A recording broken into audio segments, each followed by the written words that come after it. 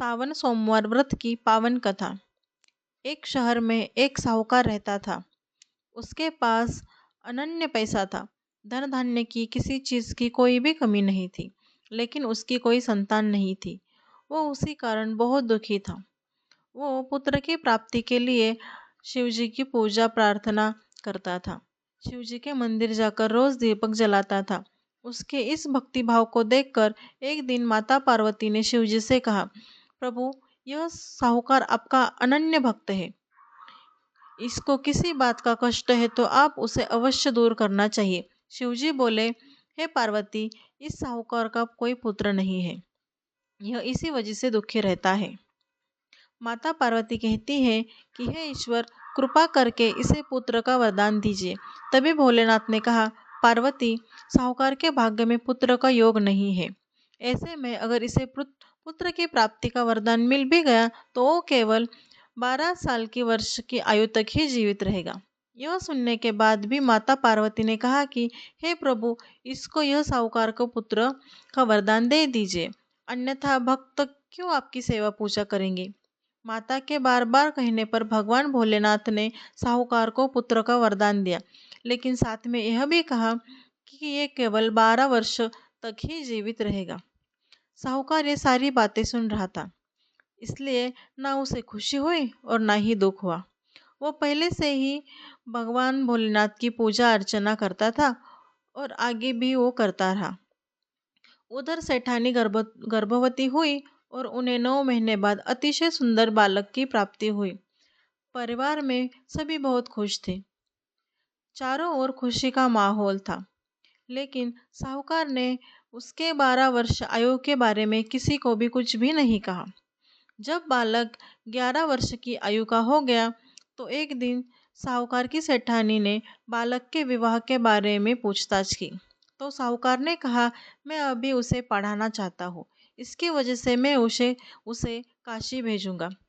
इसके बाद उसके बालक के मामा जी को बुलाया गया और कहा कि इसे काशी पढ़ने के लिए ले जाओ और रास्ते में जिस भी स्थान पर रुकना वहाँ यज्ञ करते और ब्राह्मणों को भोजन कराते हुए आगे बढ़ना। उन्होंने भी इसी तरह करते हुए जा रहे थे। रास्ते में एक राजकुमारी का विवाह चल रहा था। जिससे उसका विवाह होने वाला था वो एक आंख से काना था। तो उसके पिता ने साहूकार को बेटे को देखा। साहूकार का बेटा अतिशय सुंदर था। तो राजकुमारी के पिता के मन में आया कि क्यों ना इसे ही घोड़ी पर बिठा दो और मेरी पुत्री का विवाह इस बालक से करा दो। तो उन्होंने मामा से बात की और कहा कि इसके बदले वो उन्हें अनाथ धन धान्य देंगे।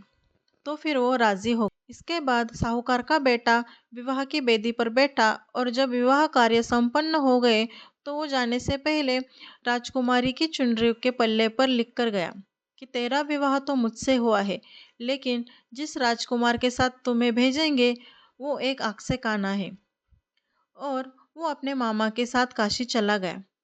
इधर जब राजकुमारी ने अपनी चुनरी पर लिखा हुआ पाया तो उसने राजकुमार के साथ जाने से मना कर दिया। तो राजा ने भी अपनी पुत्री को बारात के साथ विदा नहीं किया। बारात वापस लौटी। उधर मामा भांजे काशी पहुंच गए थे। एक दिन जब मामा ने यज्ञ रचा था और भांजा बहुत देर तक बाहर नहीं आया तो मामा ने अंदर जाकर देखा तो भांजे के प्राण निकल गए थे। वह बहुत परेशान हो गया और सोचा, अभी रोना चालू कर दिया तो सभी ब्राह्मण चले जाएंगे, यज्ञ का काम अधूरा रह जाएगा। जब यज्ञ संपन्न होगा तो मामा ने रोना पीटना शुरू कर दिया। उसी समय शिव और पार्वती जी उधर से जा रहे थे। माता पार्वती जी ने पूछा, प्रभु, ये कौन रो रहा है। तभी उन्हें पता चला कि वह तो भोलेनाथ के आशीर्वाद से जन्मा हुआ साहूकार का पुत्र है। माता को उस पे दया आई। जब माता पार्वती कहती है, हे स्वामी, इसे जीवित कर दे, अन्यथा रोते रोते इसके माता पिता के भी प्राण निकल जाएंगे।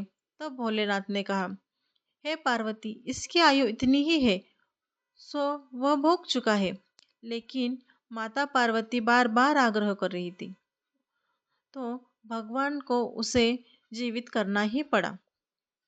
लड़का ओम नमः शिवाय करते हुए जी उठा और मामा भांजे दोनों ने ईश्वर को धन्यवाद कहा और अपनी नगरी वो वापस लौट गए। रास्ते में वही नगर पड़ा और राजकुमारी ने उन्हें पहचान लिया और राजा ने राजकुमारी को साहूकार के बेटे के साथ बहुत सारे धन धान्य के साथ विदा किया। उधर साहूकार और उसकी पत्नी छत पर बैठे थे। उन्होंने यह प्रण कर रखा था कि यदि उनका पुत्र कुशल न लौटा तो वह छत से कूदकर अपने प्राण त्याग देंगे। तभी लड़के को आते देख साहूकार बहुत खुश हो गए। उन्होंने मामा के साथ साहूकार और अपनी नई बहू का भी स्वागत किया। मामा ने आकर साहूकार के बेटे और बहू के आने का समाचार सुनाया, लेकिन वे नहीं माने तो मामा ने शपथ पूर्वक कहा। तब वो दोनों को विश्वास हो गया और दोनों ने अपने बहू बेटे का स्वागत किया। उसी रात साहूकार को स्वप्न में शिवजी ने दर्शन दिया और कहा कि तुम्हारे पूजन से मैं प्रसन्न हुआ। इसी प्रकार जो भी व्यक्ति इस कथा को पढ़ेगा या सुनेगा उसके समस्त दुख दूर हो जाएंगे